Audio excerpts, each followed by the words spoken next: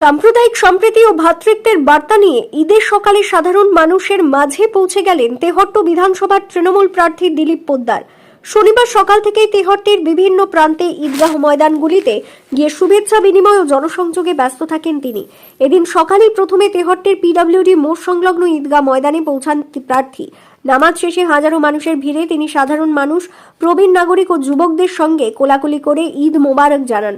তার উপস্থিতিতে ঈদগাহ চত্বর জুড়ে তৈরি হয় উষ্ণ সৌহার্দ্যের পরিবেশ। এরপর একাধিক ঈদগাহ ময়দানে ঘুরে ঘুরে মানুষের সঙ্গে সরাসরি কথা বলেন দিলীপ পোদ্দার। স্থানীয় বাসিন্দাদের সমস্যার কথা শোনেন এবং উন্নয়নের প্রতিশ্রুতিও দেন। প্রার্থীর সঙ্গে ছিলেন তৃণমূলের স্থানীয় নেতৃত্ব ও কর্মী সমর্থকেরা। তারাও সাধারণ মানুষের সঙ্গে শুভেচ্ছা বিনিময়ে অংশ নেন এবং এলাকার বিভিন্ন অংশে প্রার্থীর সঙ্গে জনসংযোগে সক্রিয় ভূমিকা নেন। দিলীপ পোদ্দার বলেন, ঈদ আমাদের কাছে শুধু ধর্মীয় উৎসব নয়, এটি সম্প্রীতি ও ভালোবাসার প্রতীক।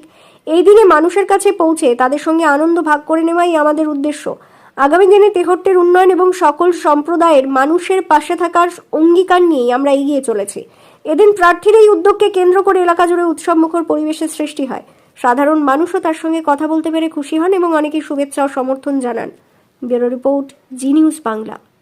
والمسلمين والمسلمات وألف بين قلوبهم وأصلح ذات بينهم فانصرنا على عدوك وعدونا يا أرسلون رسلك ويقاتلون أولياءك اللهم خالف بين বাংলার মুখ্যমন্ত্রী মমতা ব্যানার্জি যেটা বারবার বলে থাকে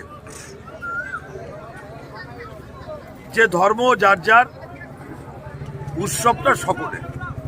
আমরা বাঙালি, আজকের এই খুশির দিন, পবিত্র দিন,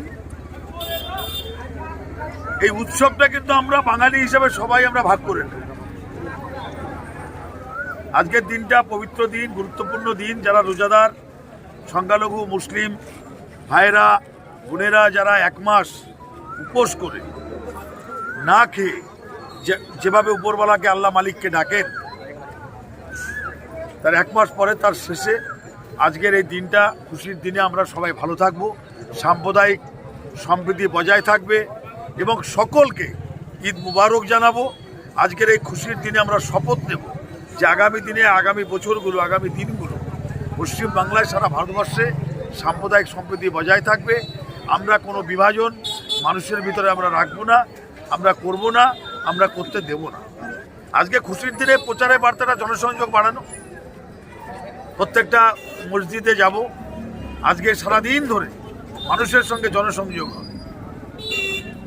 এটাই আজ মূল কর্মসূচি, মূল উদ্দেশ্য। আমার সমস্ত অঞ্চলে আমি যাব, কানাইনগর যাব, শ্যামনগর যাব, তেহট্টতে এসছি, খাপাড়ায় যাব, আপনার পাথরঘাটা ওয়ানে যাব, ও বিভিন্ন জায়গায় গিয়ে জনসংযোগটা বাড়াতে হবে।